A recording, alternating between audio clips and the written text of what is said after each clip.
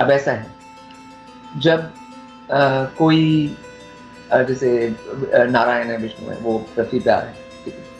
तो कुछ बीइंग्स और स्पिरिट उनके साथ आ सकते हैं, ठीक है? मगर अब वो महाभारत टाइम वाली होंगी और ये सब तो वो ऋषियों के लेवल का ज्ञान है, ठीक है? अब वो ठीक है, तो वो फिर उस ट्रेनिंग के कारण वॉर लाइक सिचुएशन में भी अपने आप को संभाल पाते हैं। ऐसे ही तो होता है, ठीक है?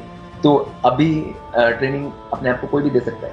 अगर वैदिक ट्रेनिंग है, तुम्हारी तपस्या की ट्रेनिंग है, तो तुम कोई भी सिचुएशन को फेस कर सकते हो। तो इसमें क्या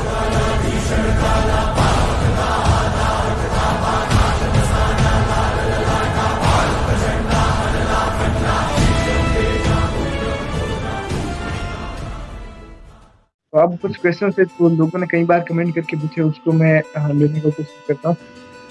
तो हाँ, एक आजकल जब भी यूट्यूब पे वीडियोस में देखता हूँ तो कई सारे लोगों के कमेंट रिपीटेड रहते हैं कि और कई सारे भविष्यवक्ताओं ने भविष्यवाणी भी की है कि जब भगवान कल के आए हैं तो उनके साथ में कई सारे कहते हैं कि वैदिक जो कैरेक्टर्स हैं, चाहे वो अर्जुन के हो या महाभारत के या हनुमान जी के, तो ये सब भी इंसान के शरीर में है। तो क्या सच में ऐसा कुछ है?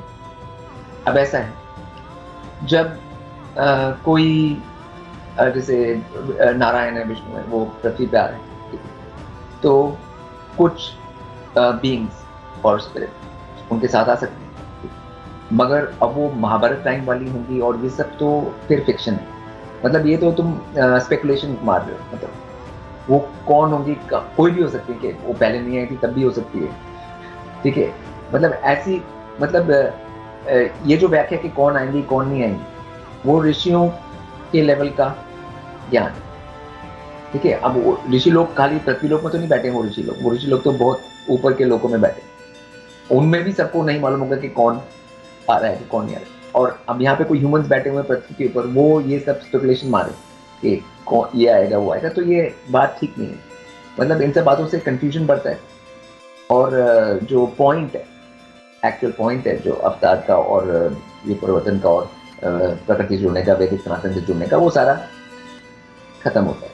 मतलब ऐसा नहीं करना चाहिए, मतलब कि वही आएंगी, मतलब ये सब फालतू की बातें हैं बिल्कुल। मतलब ऐसे चीज़ों में नहीं जाना चाहिए जहाँ तुम्हें नहीं पता है। बेसिकली तुम्हें नहीं पता तो क्यों स्पेकुलेशन करो उस बारे में। तो वही है, तो जैसा गुरुजी बता रहे हैं, इन सब चीजों में अभी फंसने का जरूरत नहीं है। अभी जैसा कि हमें अपने पे काम करना होगा। तो इससे रिलेटेड ही एक सवाल है कि जैसे कई लोगों ने ये पूछा था कि आगे के समय में अब जब सिचुएशन थोड़ा बिगड़ सकता है, आगे जो भी सिचुएशन बनेगी, तो उस समय में कैसे लोग सर्वाइव कर सकते हैं, कैसे खुद को मतलब बचा सकते हैं इन सब सिचुएशन से, उसके बारे में। ऐसा है, जितना तुम्हारे में अपना डिसिप्लिन होगा और अपने पे कंट्रोल होगा, ठीक है, उतना तुम्हारे किसी भी सिचुएशन को फेस करने में तुम्हारे को आसानी होती है। अब जैसे आर्मी में क्या किया जाता है, लोगों को ट्रेनिंग की जाती है, ठीक है? तो वो फिर उस ट्रेनिंग के कारण वॉर लाइक सिचुएशन में भी अपने आप को संभाल पाते हैं। ऐसे ही तो होता है, ठीक है? तो अभी ट्रेनिंग अपने आप को कोई भी दे सकता है, ठीक है?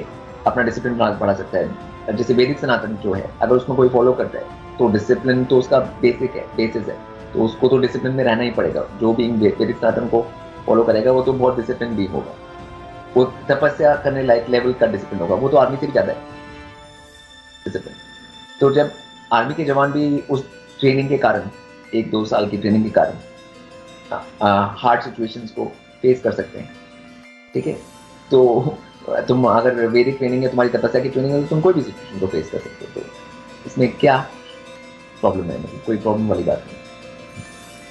ऐसा जो लोग पूछ भी रहे थे कि जैसे मान लीजिए गवर्नमेंट अगर कुछ ऐसा करती है तो उसके लिए जैसे गुरुजी ने पहले भी बताया था कि आप वैदिक खेती की तरफ भी बढ़ सकते हैं, तो उससे भी काफी फायदा होगा आपको। हाँ, इसके मगर और वैदिक खेती करना उस टाइम पे और सही जमानों पे जाना, और जितना तुम्हारा डिसिप्लिन है, तुम उतना वो चीज़ें कर पाओगे, और वो चीज़ें अपने आप सिचुएशन बनती जाएंगी तुम्हारे लिए।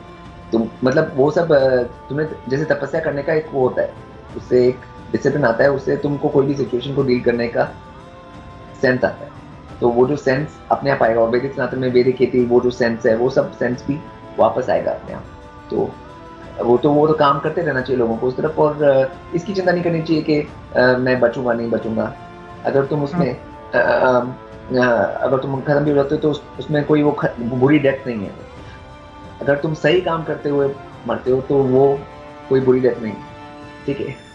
मतलब इसमें तो मरना तो सभी को एक है, मतलब ये कोई यहाँ पे कोई पूरे करोड़ों लाखों साल रहने तो आया नहीं, मतलब तो मगर इसमें बात इसकी नहीं होनी चाहिए, इसमें बात ये होनी चाहिए कि मैं क्या सही काम कर रहा हूँ कि नहीं, मैं डिवाइन के हिसाब से चल रहा हूँ, मैं ब्रह्मांड के रूल के हिसाब से चल रहा हूँ, मैं वैदिक सनातन के हिसाब से चल रहा हूँ, ये बात इम्पोर्टेंट है। बचना ना बचना ये ज़्यादा इम्पोर्टेंट है।